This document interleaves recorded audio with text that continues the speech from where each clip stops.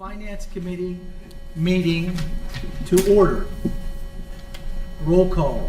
We are all here, all of us. Audience participation. I don't have any. Approval of the minutes for April 25th, 2023. I make a motion that we approve the minutes as submitted. I'll second the motion. Mr. Barr seconds. Any discussion?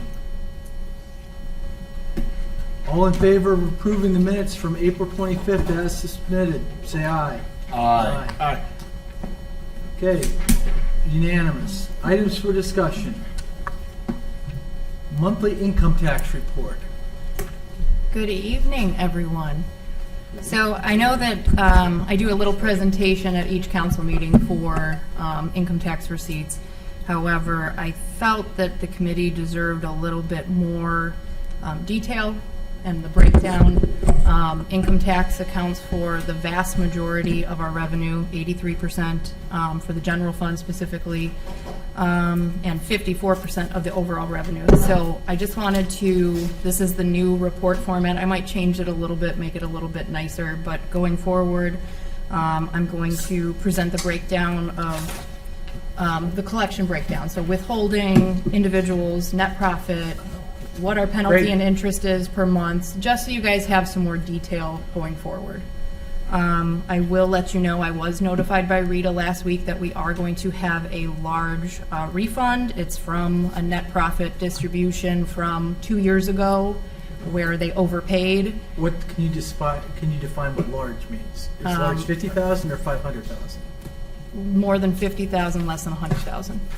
Less than 100, you said? Yes. Okay. So in that range, but I mean, that comes out of our distribution, so they like to give you a heads up whenever you're gonna have something large, especially when it's carried over from year to year.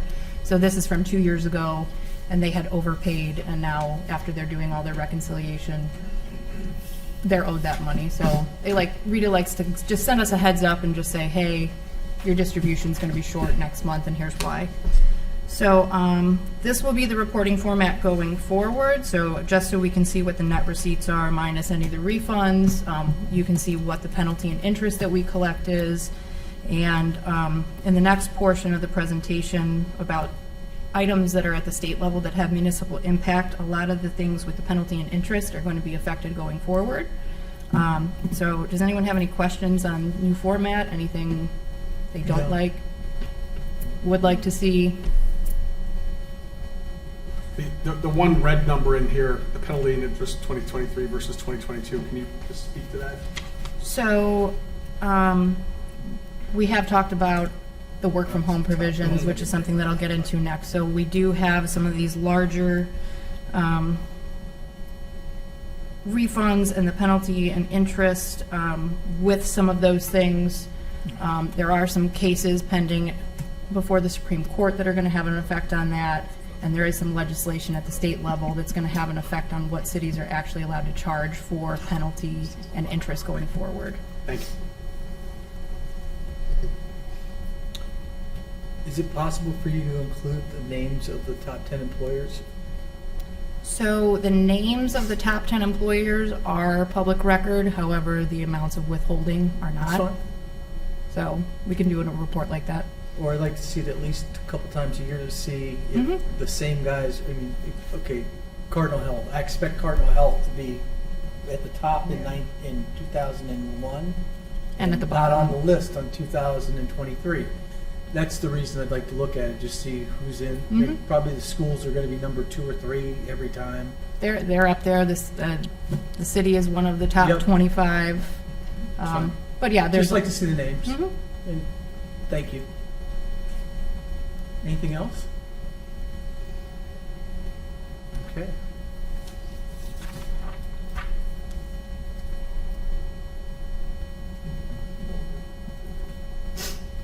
I still think that we need to advertise more. You know, that one advertisement that went out about work from home. You know, we're just talking about collecting income tax. I think that when Bill, you brought that up, I don't know, months ago, whatever. A year ago. I think we need to do a better job. You know, I looked at the one that came out in the sewer bill. I knew what was going on, and when I looked at it, I was like, this is not the right message. It didn't, I think we need to put it out there in one flyer that simply says, on the real big, do you work from home? And on the back, call your employer, let them know you're working, change it to Twinsburg status. Boom. And I think we could potentially see higher income tax. So there are going to be some changes that I'll discuss next that may or may not have some implications for that. So all of these things are going on at the higher state level, and then they eventually trickle down to us. So we as municipalities tend to bear the brunt of some of the changes that they make at the state level that aren't necessarily either realized or, they don't tend to realize what the impact is going to be for the local level. Right. So that's one of the things that I will touch on next in the next report. But I do think that Bill's idea was great to get more people, So, What if Absolutely. we could even do something with the sign out here? We have other advertisement on that sign. We have websites, we Yeah, well, have just Facebook something- pages, we have lots of things we could do. Yeah. Right, but I know the sewer bill, those kinds of things, I think you gotta look for it. The sewer bill, everyone gets it, goes right to your home. No, more the better, I agree. Just a thought. Yeah, I mean, something that has to, the more you get out there, the more chance it is to grab Sure. somebody. Put it right behind Chuck's environmental message. There's also, a good segment of the population that, even if they are working from home, may elect, if they have a lower municipal withholding rate in their office city, if you will, to not say they're working from home. Sure. So. If Right. your office is in Bainbridge and there's no income tax. Right, or Chester Township or somewhere like that. There's, legal or not, voluntarily, I'm just gonna feign ignorance. So I didn't know I was supposed to. Wouldn't you change still it. get hit with that from Rita because you owe us 2% no matter what? If you're paying it somewhere else, you get a credit. So even if someone were to inadvertently or purposely, underreport, Rita does have the ability where they cross-reference income tax filings, and they do go after non-filers. So the city would see the money eventually from some, a situation like that. Yep. But every little bit helps. Any other questions or comments regarding monthly income tax reporting? Okay, so next on our agenda is items to discuss with possible municipal finance impact. Okay, so back to Rita. So the city currently participates in the non-filer program through Rita. So there are two options that they make available. We participate in both of them.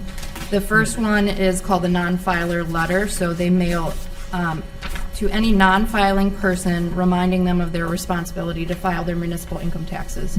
So from anyone who's left over who has not responded to that non-filer program, they do what's called administrative subpoena.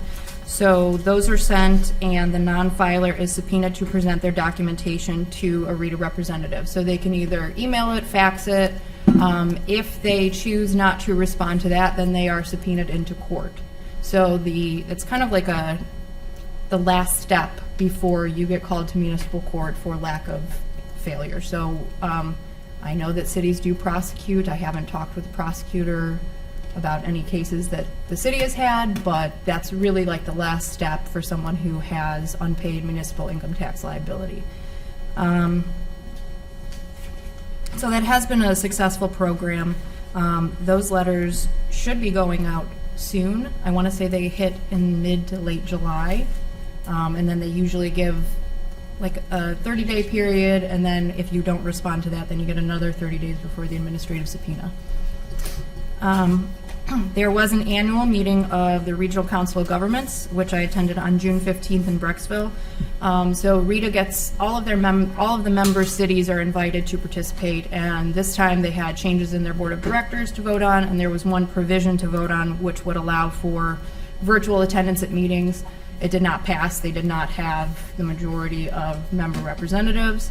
I will say, I'm not sure how that's possible. It was very well attended. There were probably 150 people. They did a second session in Worthington the day before, but that provision did not pass, so everyone will attend in person again next year.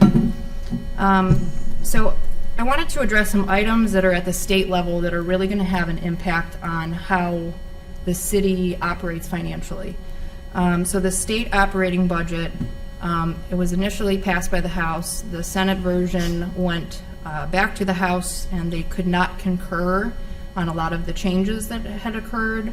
But one of the notable items that will affect the city if it does get passed, which it was passed, this item was passed by the House and the Senate, they agreed on it, was to increase competitive bidding to $75,000 for municipalities, and that includes a 3% increase annually. So I know that the city's charter or the city's ordinances allow for competitive bidding at whatever the state threshold is. So when this changes, we can go up to $75,000 without competitive bidding. Now, obviously, council has the, I don't know if council would want to keep it at $50,000, but it makes sense to go with what the state level is, because then you don't have to change your legislation or anything year to year. And with the cost of products that we've seen, you know, how many things have come to council in the short time that I've been here where prices have gone up, the cost of procuring items is just going to increase. So this really, it's a way to get cities to limit the amount that they're spending on competitive bidding. The bidding process is tedious. You know, you spend internal hours, you spend time for these bidders to get, you know, their bids processed, and the advertisement costs. So it's really trying to curb those costs and address issues with the cost of procurement. So some of the changes that are going to be happening for income tax purposes. House Bill 105 would reduce the amount a municipality can charge for late municipal income tax filing. So this is where I was talking about the reduction in penalty and interest. The current language, as it's written, is capped at a one-time $25 penalty rather than up to $150. So right now, you can incur up to $150, a $25 penalty, up to 6 months. So right now, if you don't file, or the way it's written, it'll just be a one-time $25 penalty. So that's going to reduce some of these habitual penalty and interest people. They're only going to be hit with a $25 penalty. It will also waive the penalty for those who are first-time non-filers.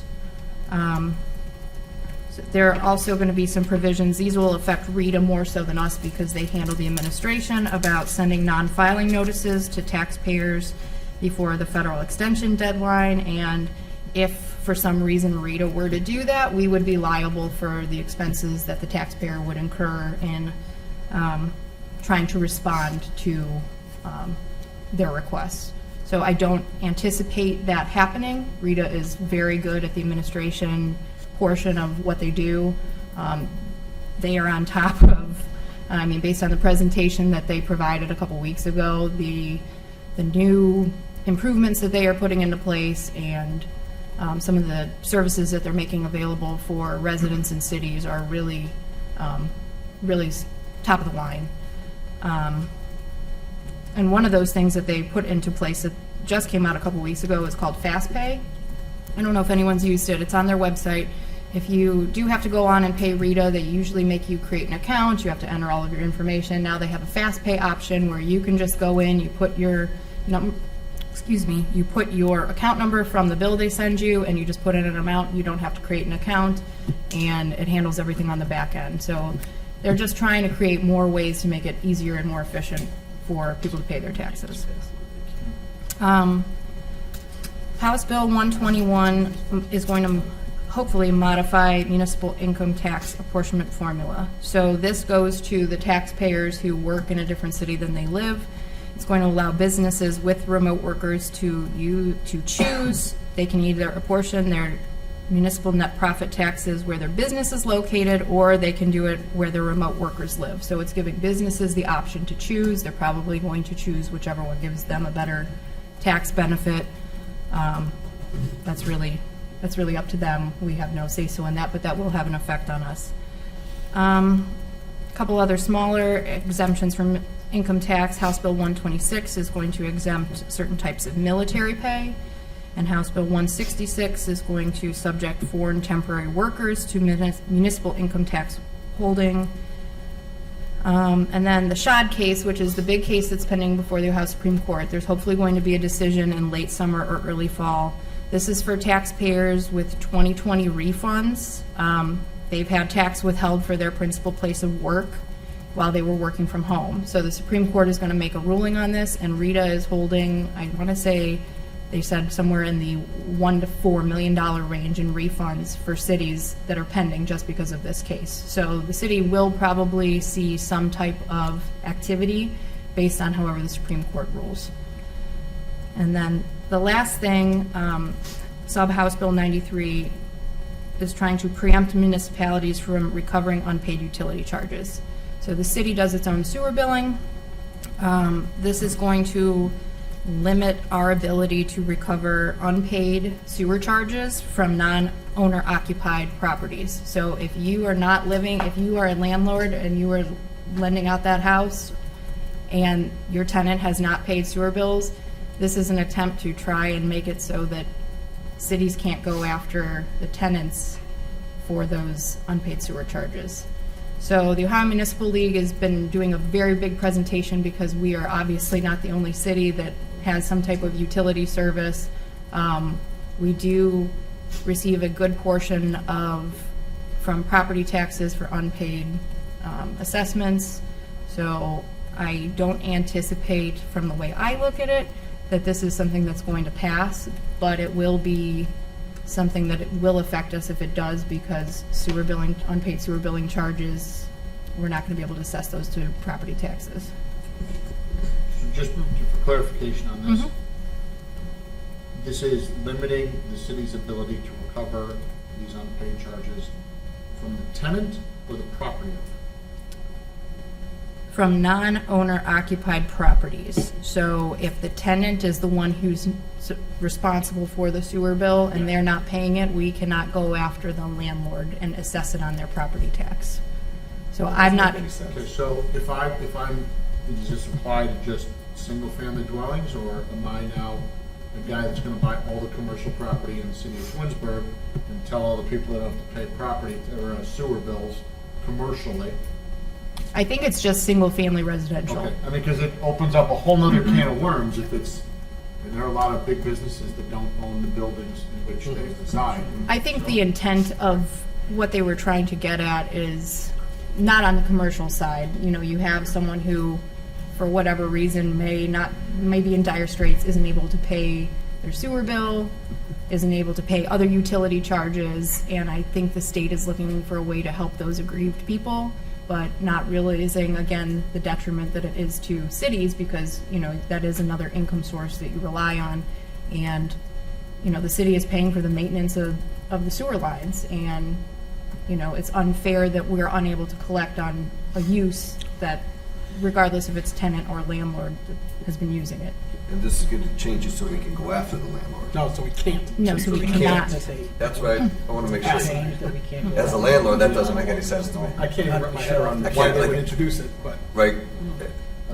Do you know off the top of your head, dollar amount or percentage-wise, what we are owed, like for people who are not paying their sewer bills? I do not. I know that the assessment process is going to happen in August. Those have to be certified to the county by September, so I will know that shortly, and I can get that answer for you.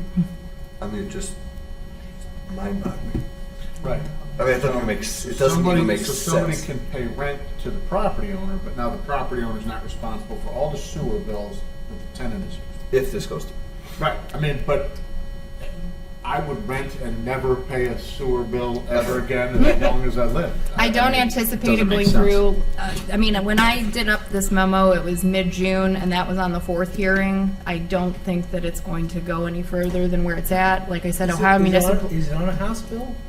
it is. Well, it's in a sub-house bill, but Subcommittee House Bill 93. the Ohio Municipal League really has been jockeying against this.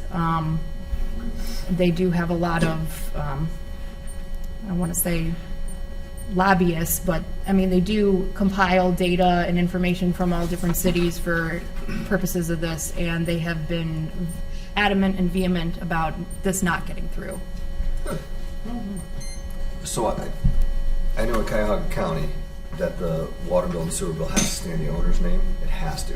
Required. Because he's a slumlord. That's because I'm a slumlord. Yes, I have 12. So I'm a 12-house slumlord, and so you know the water bill and the sewer bill is required to stay in my name, right?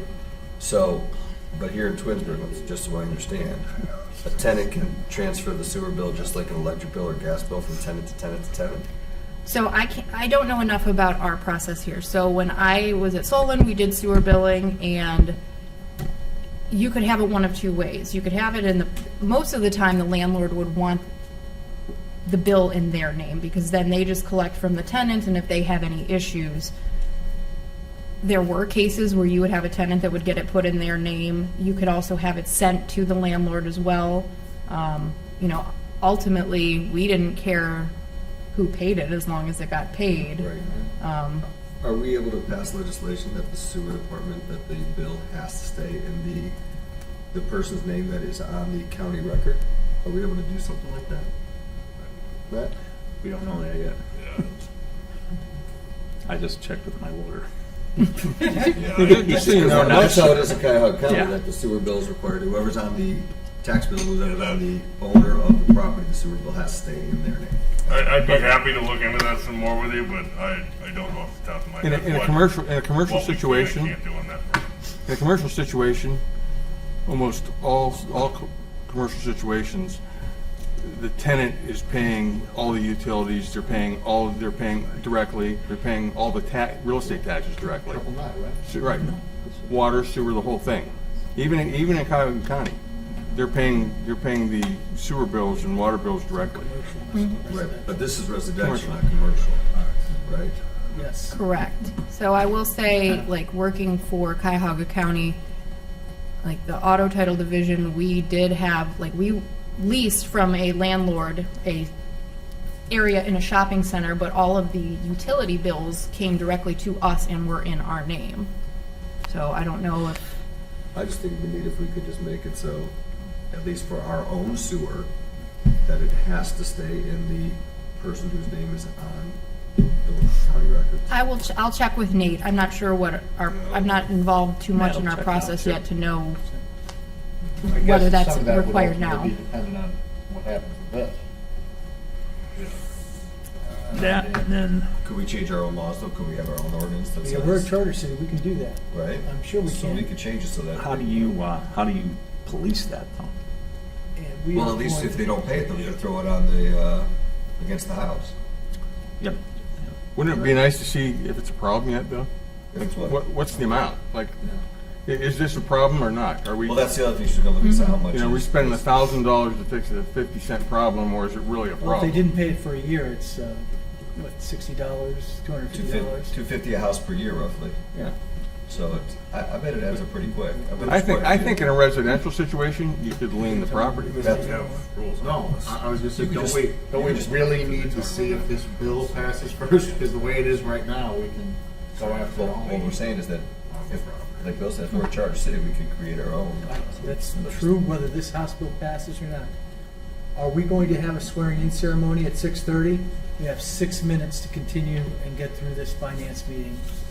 So the next thing on our discussion list, as we close the discussion on possible municipal finance impact, are new reports, item C. So I do have one new report that I'm going to bring to the committee. I'm assuming our next meeting is September. That's why there's a You TBD can make it there. August. So I would like to do a quarterly investment report. I've been working with Eileen Stancic from Meter. It's something that I think that more than just the investment advisory board should be aware of. The city has substantial assets in our investments, and it would be nice, at least on a quarterly basis, for everyone on council to be aware of where that money's allocated. Sure. We have basically $15 million in rolling CDs. Is that what we're talking about? I mean, it's more diverse than that, but I think it would be nice, at least on a quarterly basis, to see what the interest earnings are. Okay. You know, what the call periods are, just to get everyone familiar with. Okay. Thank you. Is there any other comments or questions at this point? I have no. No, sir. Okay. Is there any miscellaneous? Nothing. We can check on our next meeting, but the first meeting is, our first meeting in August is the second, or is the fourth Tuesday. August 22nd. 27th or something like that. 22nd. Choo-choo. 8/22. Which probably wouldn't be a bad idea to have a finance meeting on August 22nd. I think that's a great idea, Mr. Frick. Man, getting all kinds of kudos for ideas and thoughts. And I'm not even the mayor for 10 days. That's him. I just have one You more got thing to yours. add before we adjourn. Yeah. Budget documents are ready to go. They will be sent out to department heads next week, so that process will be starting very, very shortly. All right, sounds good. Okay, I have one last miscellaneous if you have 4 minutes. So I'm looking at the statement of cash and it looks like we're at a new record. We have 39.6 million on hand, but our general funds are going up $2 million according to this report. Is that just because we haven't spent Correct. something that we're supposed to spend money on? So we have, I understand this is just a snapshot in time, but sometimes it's good to look at the snapshots. so we have some transfers to capital improvement that we have not made. That's about $1 million. Sure. So items like that where we have not made purchases or we have not committed to those purchases yet, that's a big expenditure in the general fund. Okay. Thank you. Mhm. Is there anything else? All right, this time, we are going to adjourn the finance meeting at 6:27. Thank you, guys.